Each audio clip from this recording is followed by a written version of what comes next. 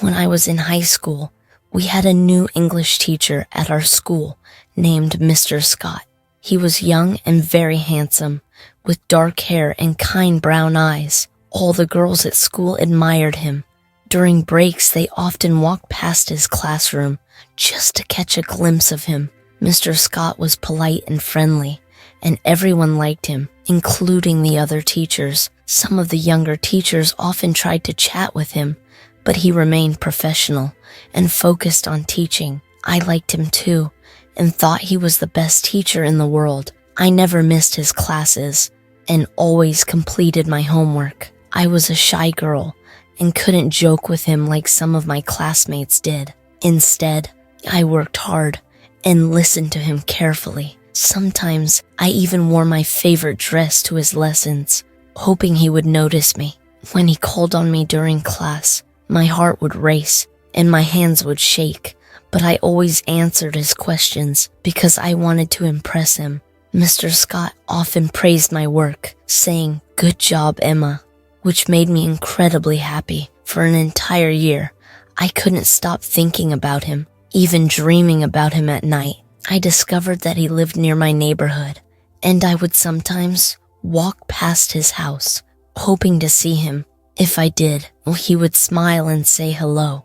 When he was with friends, I couldn't help but feel a pang of jealousy. When I moved to the next grade, something heartbreaking happened.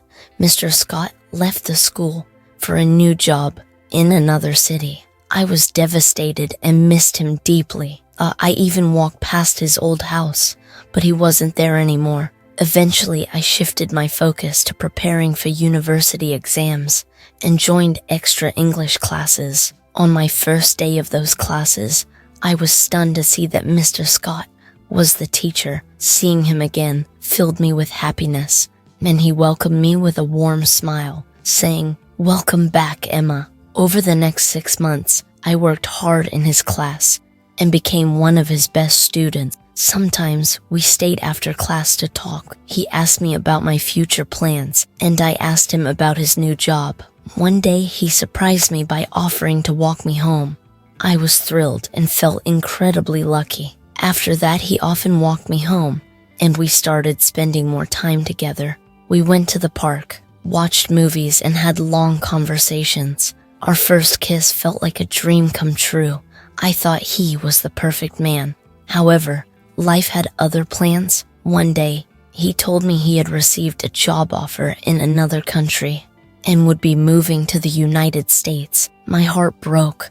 We promised to write letters to each other, and for a while, we did. I eagerly waited for his letters every week, but as time passed, the letters became less frequent.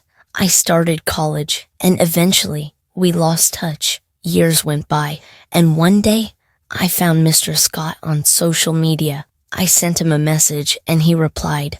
We decided to meet at a cafe. I was excited and dressed up for the occasion. When I saw him, I was surprised. He looked different, older, with some extra weight and less vibrant eyes. We talked for hours, but something felt missing. He wasn't the same person I had adored as a teenager. After our meeting, I realized my feelings for him had changed. We grow up, and what once felt so important may no longer hold the same meaning. Yet I smiled as I remembered the young, handsome teacher who had brought me so much happiness. A week later, Mr. Scott sent me a message saying, "It was nice meeting you. I hope we can stay friends." I replied, "Thank you, Mr. Scott. It was nice seeing you too. I wish you all the best." We chatted briefly, but I knew it was time to move on. One evening, as I walked through the park near my house, it began to rain. I thought of the time Mr. Scott had walked me home in the rain and smiled. Life is like rain, sometimes cold and sad, but it helps new flowers grow. I still think about Mr. Scott occasionally, but now it's with happiness. He was a part of my story, but he wasn't the end of it. Life is full of surprises, bringing new people and dreams into our lives.